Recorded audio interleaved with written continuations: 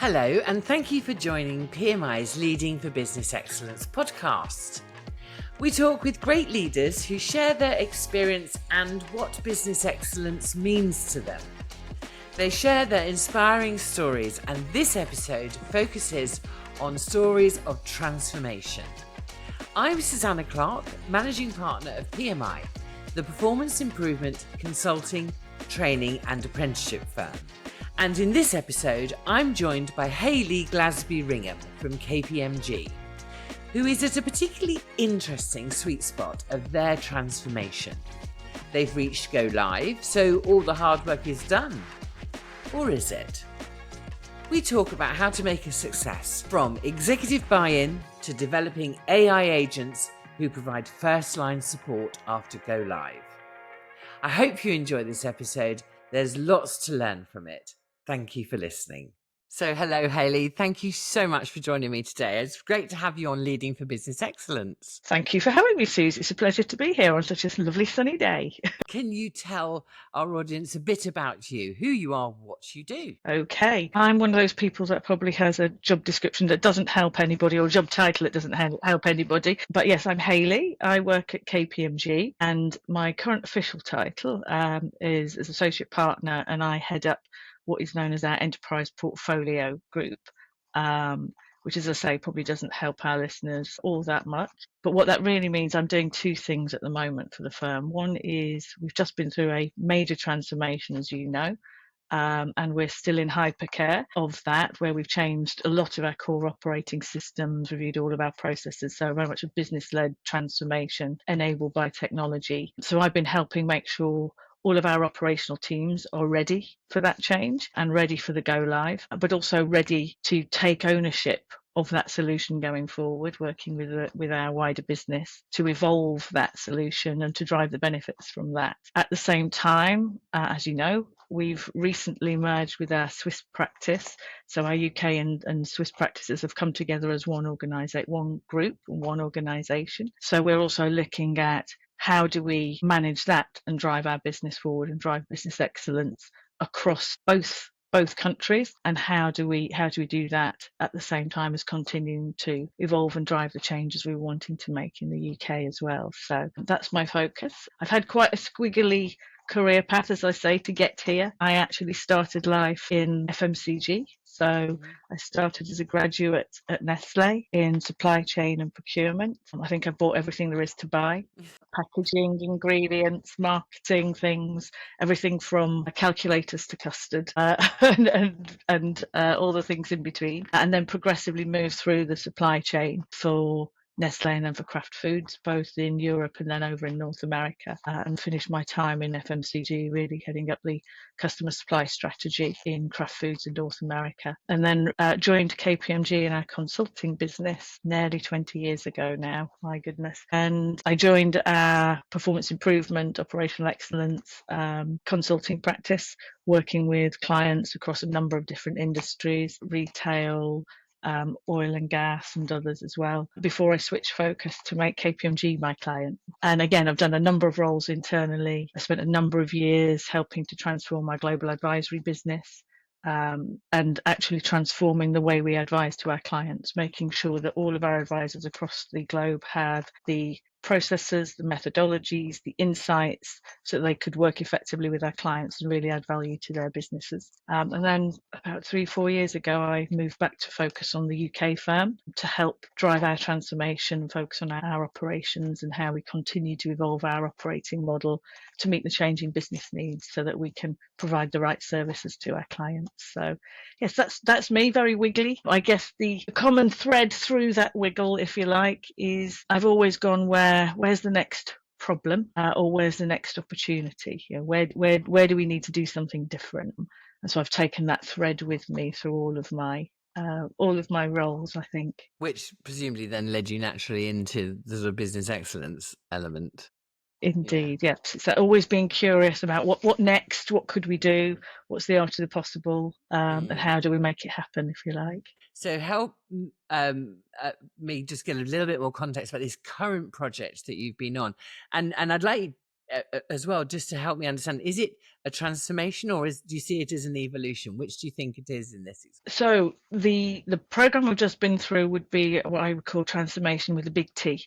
It's described it, I took it to my parents. It's very difficult to describe what you do sometimes to people outside of what you do. So I likened it to, this was a major transformation. So it's a bit like having a multi-organ transplant. So we've taken out most of the major organs in our organisation and reconnected everything. So we've looked end to end at our processes, multiple applications and systems have been changed, but it was really kind of focusing on integrated value chain and how do we want that to work going forward, and then what technology we use to enable that so that we're making the right decisions and doing things at pace. This transformation we've been through was very much transformation with a capital T, but we're at that tipping point and that inflection where, as I say, we're right in the middle of hypercare, and we're looking at how do we transition from major transformation, capital T, to transformation and evolution. And I think in previous conversations we've talked about transformation with a little t, or continuous change. And a lot of people say you transition from hypercare into business as usual. I don't think there's any such thing as business as usual now. It's continuous change as usual. It's change as usual is how I would phrase it. Particularly, a lot of the tools we've now moved to are SaaS tools. So again, you're going to get regular ups and change being driven by the technologies themselves. And you're on that journey to how do you best harness that and get the value and the benefits from that. And that's really part of the role now to say, okay, how do we change the traditional mindset of continuous improvement and evolution and transformation when you're working in an environment where it's happening like it or not just through external factors that you can't control, like the market and regulation and all of those good things, global pandemics, but also through our choices with the technologies that we have. Our vendors are continuing to drive the improvements to their products and tools, and that gives us new opportunities always with our processes. So how do we get the benefits and drive the value from making that investment and that leap into that new world? So it's really changing the way we need to think about how we drive business excellence, how we drive operational excellence in the future. And when we were talking before, I really appreciated your link to transformation being around process as well as system. Yes. And what have you done to get that buy-in to the process in particular part of it? And I don't mean to be glib about that, but often people find it quite easy to say, yes, I will invest in a new system, but I don't want to go through all the effort of having to redo all the processes. Let's just take the ones we've got. And we all know that that doesn't work. But so therefore, what is it that you have done to try and solve that dilemma? I think it's almost making sure we're asking the right question in the first place, because I think that there has been a phase, if I look back over my career, where transformation change was system led. And so you would see the big systems plays, and it was a bit of a tech slam, if you like, and then you'd figure out, oh goodness, what has happened to the organisation. Our approach both has mirrored what we do with our clients to effectively, which is, you say, you're starting with the wrong question there. You start with what do we need to change and why do we need to change? What is it that's wrong, or what are we trying to achieve? And you look to the process, and then the technology enables that. So we always come at it with the mindset of business process first, and how does the technology enable us to advance that? One example I like to use is, like, if you've got the right people doing the right things in the right way, you can use post-it notes and carrier pigeons to make it happen. I think in a previous discussion I mentioned we put men on the moon with less technology than we all carry around in our handbags now. Yes. And it's about getting the right people to do the right thing. So whilst technology can really help accelerate that change, you have to focus on the what are you trying to change and the why first, and what are you trying to achieve, and then look at all the design layers of your operating model, not just the technology layer. And it's easy to go there. It's easy to say, okay, well, technology will fix that problem. But if technology wasn't the root cause of the problem in the first place, it's unlikely to be the fix. So thinking about all of those design layers, whether it's the process, the service delivery model, the governance controls, all of your kind of 6 design layers come into play in that. And that's important that we get that. So changing the question first is the first thing you do. Those, I would say, is make sure you're asking the right question. And then getting clarity on who needs to be in place. So we've looked very much at kind of introducing a whole process ownership model, and that's not just about process owners and just naming process owners. It's about the whole model around, and we've simplified it to a kind of triangle with process, products, and data. And we kind of, I think of everything as a kind of a three-way matrix, if you like.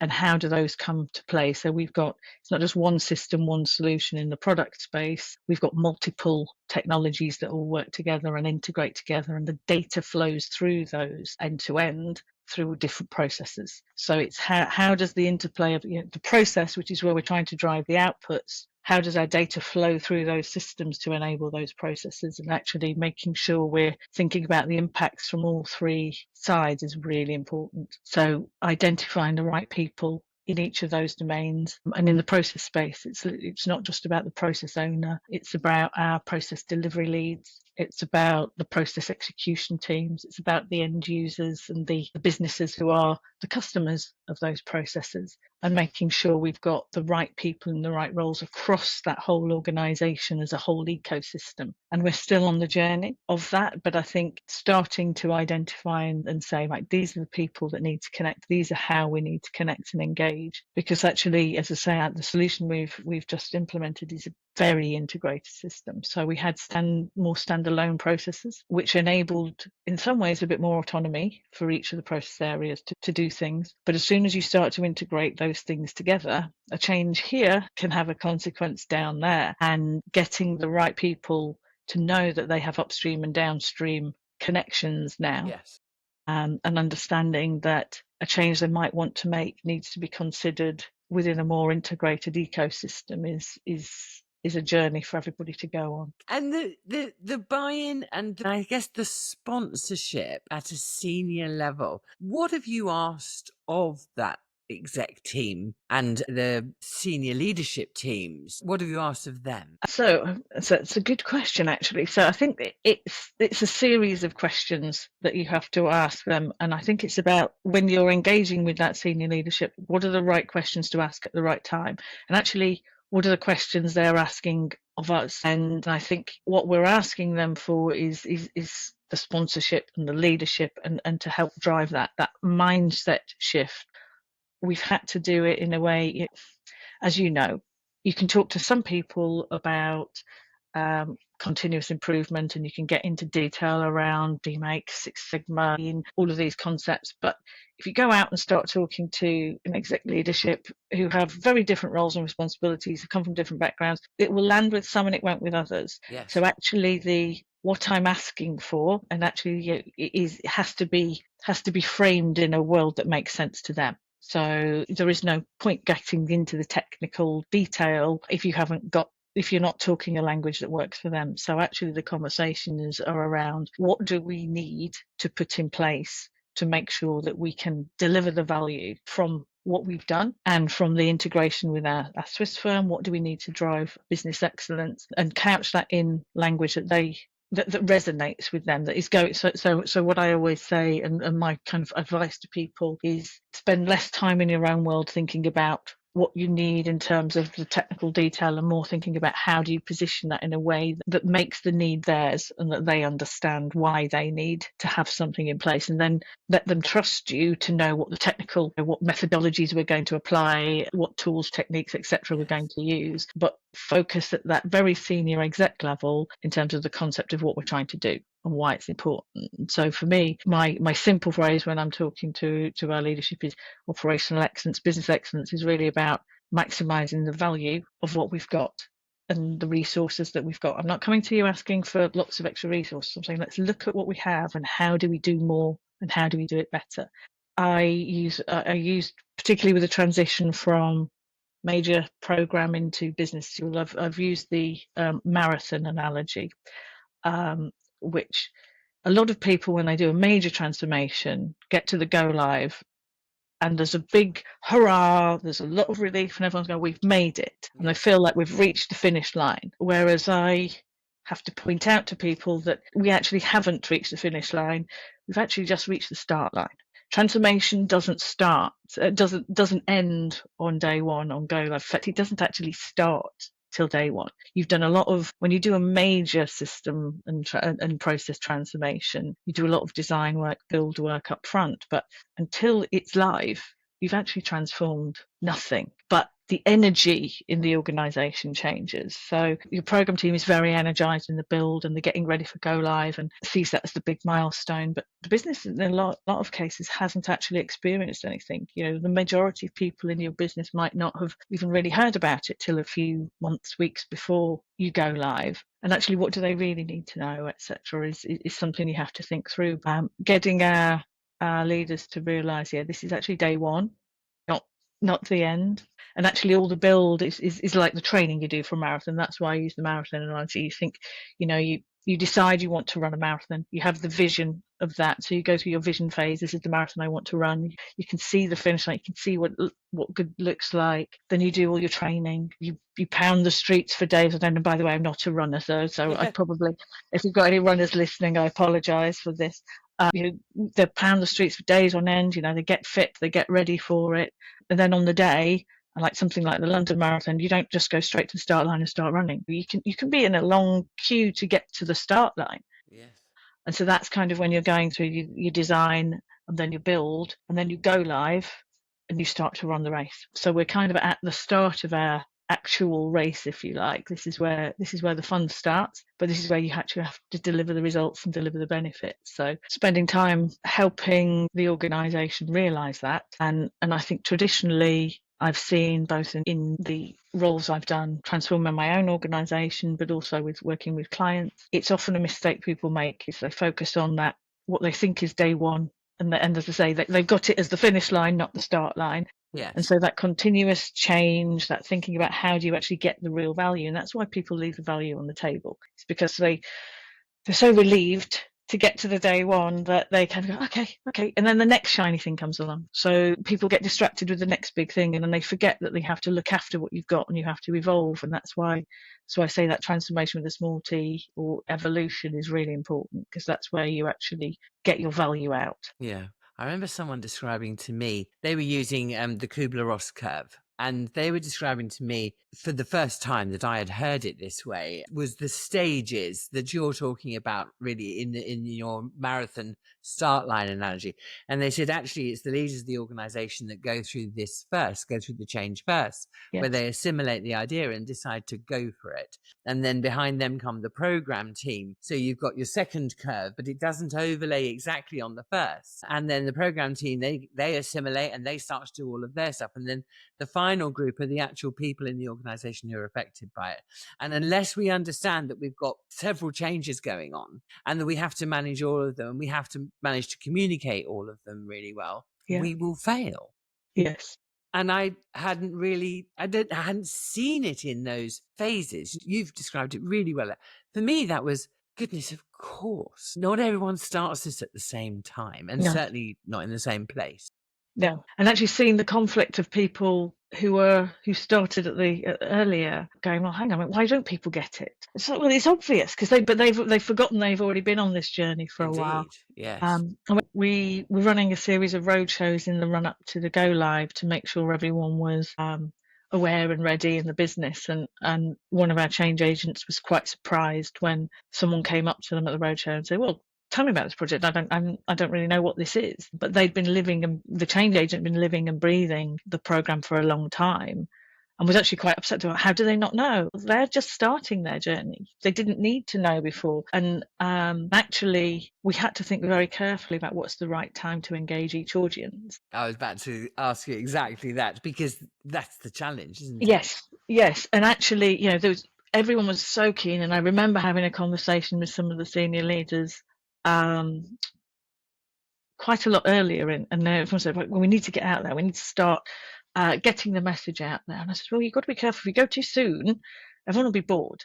And if you build the excitement too early as well, everyone will be expecting, and then it's going to take a while to get there. So getting the right balance about signposting what's coming, but also not distracting people and allowing people to continue with their journey of what they need to be focused on whilst you're about to make a big transformational change is a really fine balance. And we had that even with our operations teams, because this big program is coming and it's going to transform things, but that doesn't mean we should stop trying to make incremental improvements and drive continuous improvement in what we're doing today, because these big programs take multi-year to actually achieve and to embed. But there's a tendency to say, well, do we stop doing all those small changes, or do we go too early with telling everyone about what we're doing?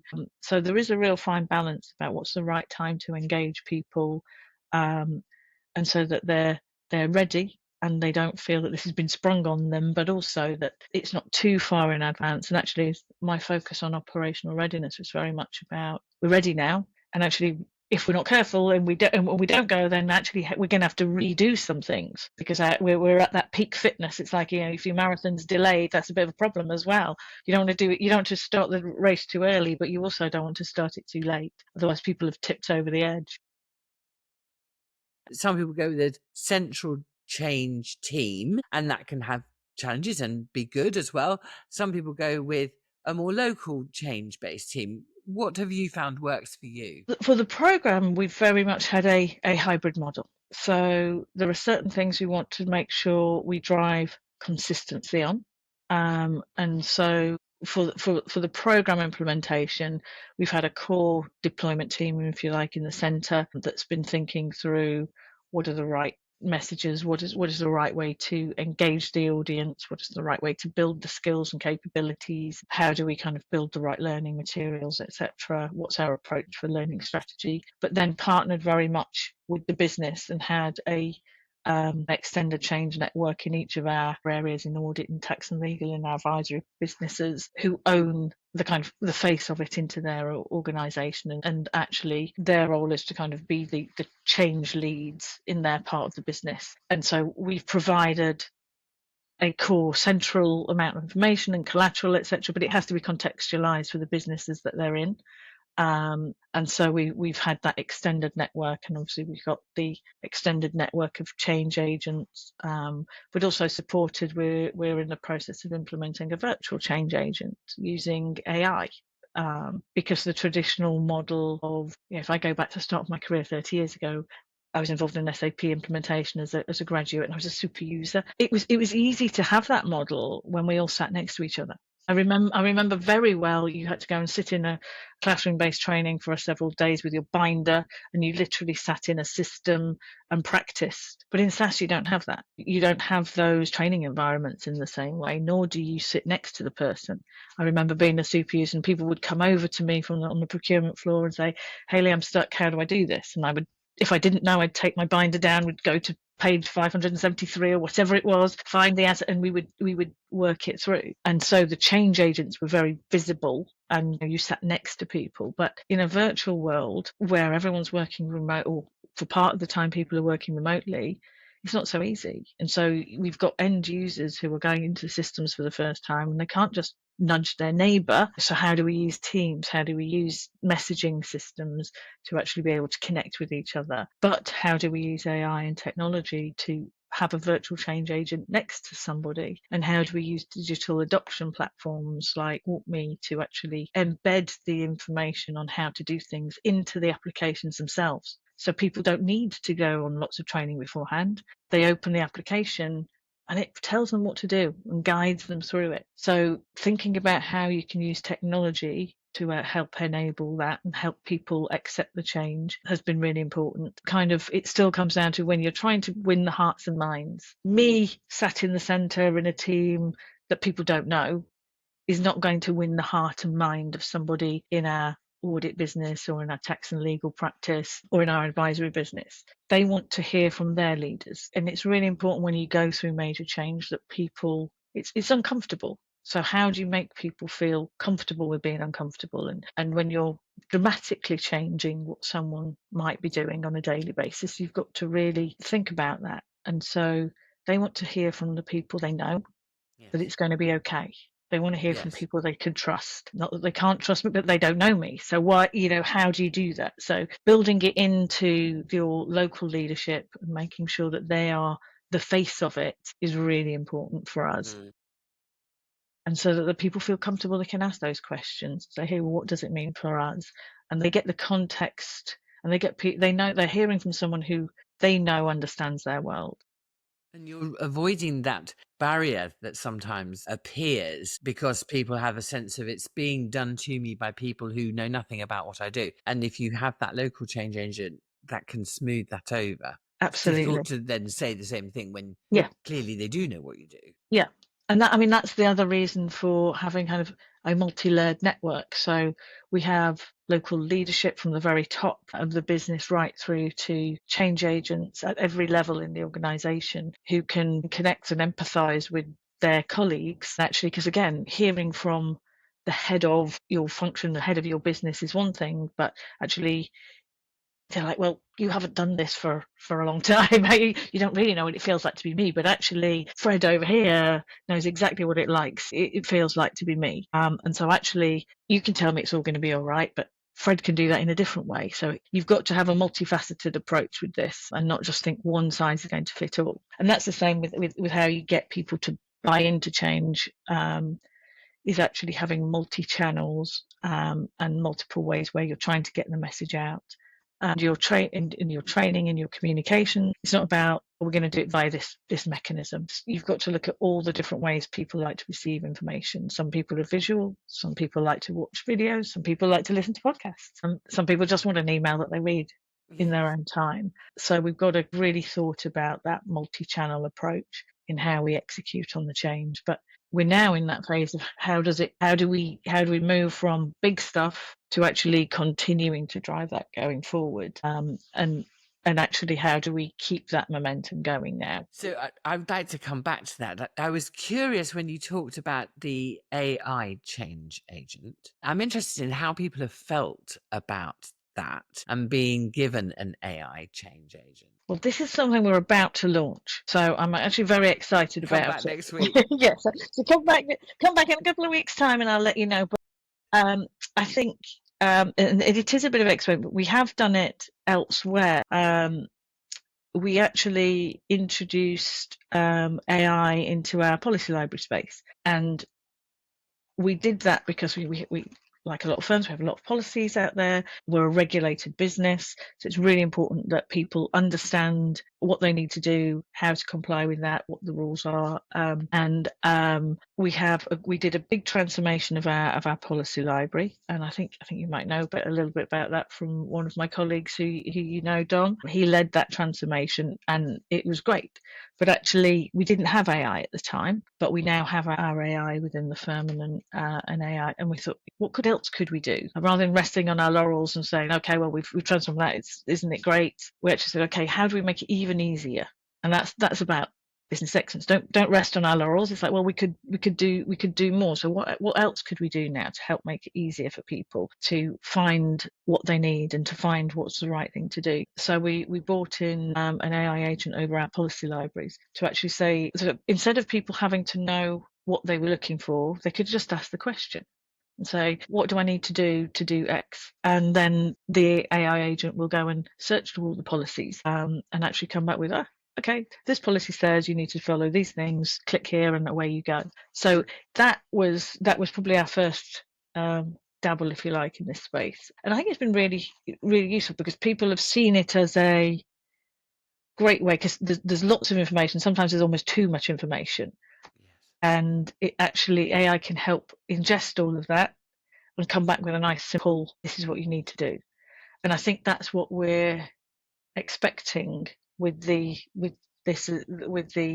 launch of the AI virtual agent. So we've had our real change agents for the first period of hypercare, and they will remain in place. But as you know, change agents are people who have day jobs, and it's a side of desk activity, and at some point they need to be able to kind of focus on that, and we need to kind of wean people off that level of help. What we're wanting to do is bring in AI alongside it. So okay, you now have this instead, and she will continue to help you if you get stuck. And I think we're expecting a warm response, because one of the things with having a multi-channel approach and lots of information is, as I say, almost people are, oh my goodness, there's now so much information available to me and there's so many FAQs, how do I navigate my way through it? So the intent is this will act as that nice simple way through it, and we're hoping to integrate it into, so we have in application guidance and in system guidance on how to follow the processes, which then will link you, if you're stuck, into the AI agent, which will then give you the opportunity to ask it questions. And then if you're still not sure, then it will link you through seamlessly into our one contact system, and you can raise a ticket for help and support from our support system. So we're seeing it almost as the front end of our operational support organisation as we go forward.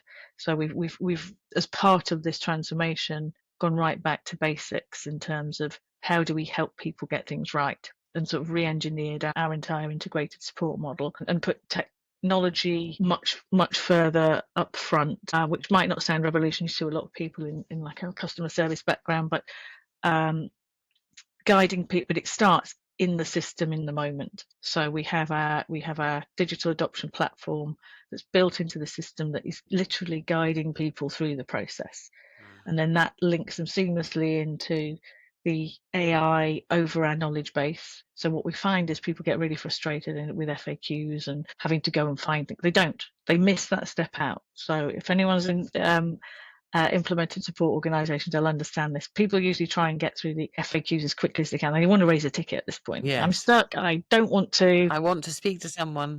I want to speak to someone. Yes, you've guided me through this FAQ system. I'm supposed to find the answer to the question myself. Well, I can't be bothered. I'm just going to bypass it. So the use of AI is to try and encourage people in, because it means you can ask your question in your way, and then the AI will go and do the hard work of looking through all the content that's available. And then you can, so it's literally a seamless user experience through. So we've done our best that you don't need any help at all with the in-application guidance. We guide you through AI to self-serve, and we then link you straight into our support organisation if you need to go there. So we've come at it from the lens of that design thinking. And out of interest, I imagine people could be thinking, well, they're probably a pretty mature organisation in terms of AI use or adoption. If not, I don't mean from the leadership and from your team.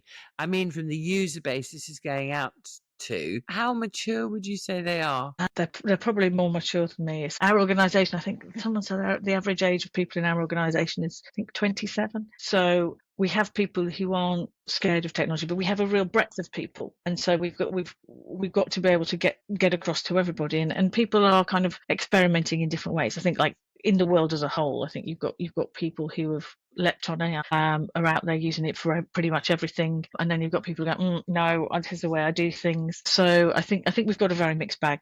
I don't think we're necessarily that different to others. And actually the trick is, my premise at the moment is the way we'll succeed, I think, with AI is actually to build it into the flow of work. So, we're experimenting with AI tools, but if you've got to remember to go and do it, if you're a bit of an old duffer like me, you'll be like, well, I'll do it like this, I know what I'm doing. And you go like, oh, there's that thing over there, or there's a co-pilot, or I could go and use firm AI. It's not my first thought, because it's not in the moment, it's not where I'm working. So thinking in what I'm working with our technology teams on is such how do we get AI to where people are? Similar to the conversation we had earlier around when you're trying to get people to think about continuous improvement, set up a business excellence organisation. Don't sit in your world and expect them to come to you. You've got to go to them. It's the same with the use of AI. Just telling people, oh, you've now got an AI on your laptop, go use it. Like, well, I don't know what I'm supposed to do with that. I don't know when I'm going to use that.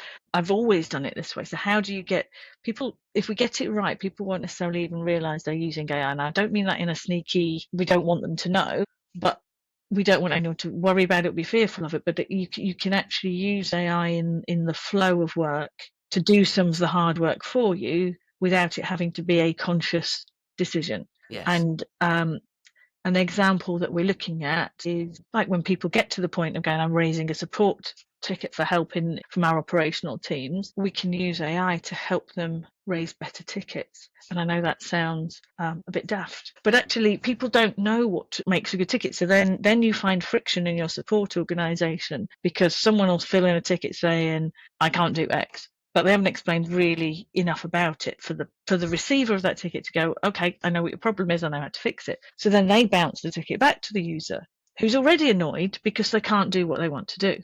Yes. And now they've got something come back, and particularly if you're using automated systems and ticketing systems, etc., where you're not talking to people, and so you've lost that interaction. They're going, well, now I've got to bounce back on this, and now I've got to go in and give them some more information. So now I'm even more annoyed. Still not got an answer, and I'm being asked more questions. So using AI to actually prompt the user to think about what information do we need, and actually to almost assess the ticket on behalf of the support organisation first is actually quite a good way to remove that friction. Because again, the support person is kind of sat there going, I'm asking you, now you're not getting back to me quick enough, so now I've got aging tickets and my KPIs are going out the window. So using AI to help get it right first time, so the right information gets into our support organisation so they can respond promptly, eases the friction, speeds the process up and reduces cost. So it's the perfect example where, just looking at it saying, you said you couldn't do that. Can you just explain a bit more?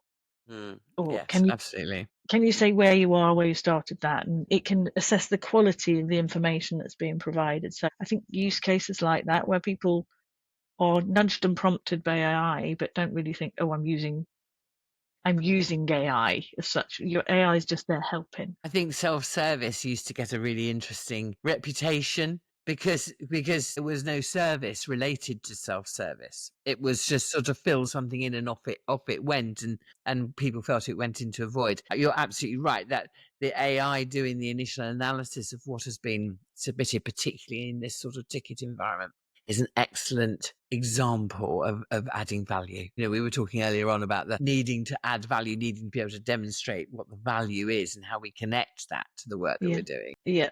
And I think that's where you get into, say, you've got bringing together big change and small change. And actually some people go, oh, well, it's all about the big transformations. It's all about, big investments that you have to make that drive things forward, and lose sight of that, what we know and love as the continuous improvement, and just nudging us forward. And the combination of actually those nudges and being able to use technology to do it more quickly than we've ever been able to do it before is moving the dial, and actually meaning we get the value from the big stuff in a much different way. I mean, we're using a digital adoption platform, as I mentioned, which we can use very, very quickly, and through hypercare it's been invaluable to us to actually see where people are getting stuck, see where people are going wrong, see what's coming into our support organisation, listen to our change agents, what are the questions they're getting asked, and actually go, okay, we know that that's an issue to people now, let's tweak something and use a digital adoption tool to steer people gently in the right way when they're in the flow of their process to do it right first time,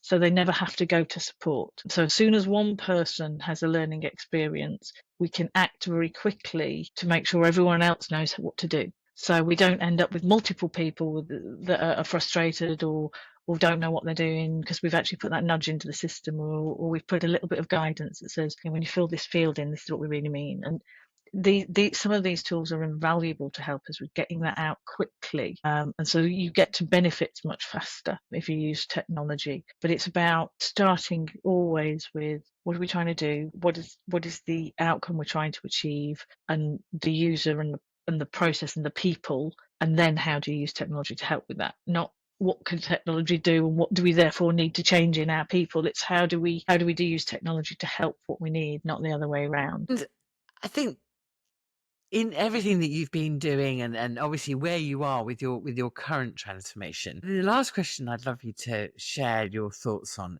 for anybody who's going to be planning a transformation, what are your top 3 things that you would ask? Is that too small? That you'd ask them to really pay attention to. Yeah. That's a really good question. But again, I think don't lose sight of that the go live of your transformation is the start of your journey. And I know we haven't much about the journey to come, but you need to start planning that before you get to the go live. You need to know kind of where you're going, and actually, if you aren't prepared and committed to that post go live journey, then you're not going to deliver the value from that. As I say, there are numerous studies over the years and surveys that are out there, and people say, we never quite deliver the value we expect. Yes. We build a great benefits case, fabulous, we get everyone bought into that benefits case, and we never actually get the benefit from it. And that's because you go on to the next shiny thing and you're not committed to actually the hard yards that come on go live. So I think that's the number one thing, is don't think of the implementation of that transformation as in and done. That's the start. It's a dramatic way to kind of drive your business forward, and that's always the balance. It's like, do you want to take a big leap and do a dramatic change, or are you on an evolution journey? Revolution versus evolution is what I say. So number one, if you're going in with both feet on a transformation, don't forget that the big program is the start of it, and the transformation comes once you've actually delivered and implemented that. So that would be the first thing. I think the second thing then would be what we talked about. What is the right time to engage people, and make sure that you've kind of built that thinking in terms of who do you need to engage, when is the right moment to engage them, what do they need to know, and what don't they need to know. I often say this to the program team as well. It's like there's, because you're living and breathing, you're so excited about it, they go, we need to tell everyone everything. So, well, actually, no, the art is actually making it sound simple. So you spent a lot of time working through the complexity, designing something, and actually your job now is just to not scare people by all the complexity you've had to deal with, but actually show how simple it is now. It's like, you don't need to show everyone the sausage making facility, you just show them the sausage, because that's all they need to worry about. And we do have a tendency sometimes, because we've invested so much, to tell them everything, and it's not what most people need to know, or we overemphasize, or we overthink how big an impact it's going to be on some people. And it's actually, we made a change last year in the way people book absences. And when we initially looked at the change impact of that, we're like, well, someone said, well, it's a big impact, huge impact for the firms. And I was like, explain. I said, well, everyone in the firm is going to have to do something different. And I said, I 100% agree. So in terms of breadth of change and scale of change, I agree. It's everybody going forward will have to do something different to book their holidays, or if they need time off, or they've been off sick, whatever. However, unfortunately, most of us don't have enough holiday allocated to us that's what we spend most of our time doing. We don't spend all of our days booking our holidays in our systems. We do it a couple of times a year because we go, I'm going on holiday for 2 weeks. You go in, it's actually a fairly simple, infrequent activity. So whilst everyone will be impacted by the change, the impact on them is actually small. And you can make the wrong assessment of the impacts of your change if you don't define it in the right way. And so you've got to think very carefully then. So again, how big a deal do you need to make of what you're doing, whilst it might be big and complicated behind the scenes, because actually you're replacing your entire time management system or whatever, which is big and complicated to do. To the end user, it's potentially only a small thing. So put yourself on the other side. And that's the same with whatever you're doing, whether it's a big transformation, whether you're pitching for a new thing, is actually get into the world of the person that you're trying to engage and who's going to be impacted, and look at it from their side and think, what do they need to know? What matters to them? How do I communicate in a way that's going to resonate with them? So that would be, they would probably be the things that I would think of, but that this is the start of your journey, and what are you going to need, and actually. And that's important when you're talking to your leadership, because they need to commit not just to the big investment, Yes. but to the ongoing success. How do we sustain it? Yes. They need to understand what's coming, and actually the importance of them holding their nerve as well, with not making changes too quickly. So we're in that phase, we've done the go live, and everyone's going, well, what do we do now? Or don't respond too quickly to the noise. Let people get used to it. Let people settle, and then make your decisions on where do you take it from here. Thank you so much, Hayley. It's been lovely talking to you. And can I say how relaxed you look, given what you've been through over the last few months? So yes, it's really good to see you. And that's when as I say, when you get it right, you can be relaxed. In fact, funnily enough, someone made that exact comment. I was sat with another one of the leaders, and one of our business areas came over and said, "You look very relaxed." And I think we were in week 1, and it's like, it all seems very quiet. Should we be worried? It's like we've actually done the right things. We've got it right. We took the right amount of time to do the right things. We challenged ourselves on the design. We tracked the right things, and we had 3 lenses. We looked at the solution ready. Have we got the processes designed? Have we got the systems ready to go? Is our business ready? So are our people engaged and know what they need to know to be able to operate in the new world? and are our operations ready in order to be able to support and engage and drive the business forward from there. And if you think about those three lenses, and when you go through those go live checkpoints, you look at those three lenses. Is the solution, is your business, are your operations ready? Then you should be fine. You should be fine. And yeah, I can speak, having done it, that yeah, it's all fine. And we're still in what we call hypercare, but yeah, it's all good. It's all good. So it can be done. Thank you so much. Really appreciate your time today. Thank Really, you really very good. much too. It's good to catch up. I do hope you've enjoyed this Leading for Business Excellence episode. And if it's inspired you to think about some of the challenges you face with transformation or AI, please do get in touch with us. We'd love to hear from you. You can reach us at team@pmi.co.uk, or you can have a look on our website. We have a full leadership development programme available on our training section, so do take a look at that. I do look forward to hearing from you.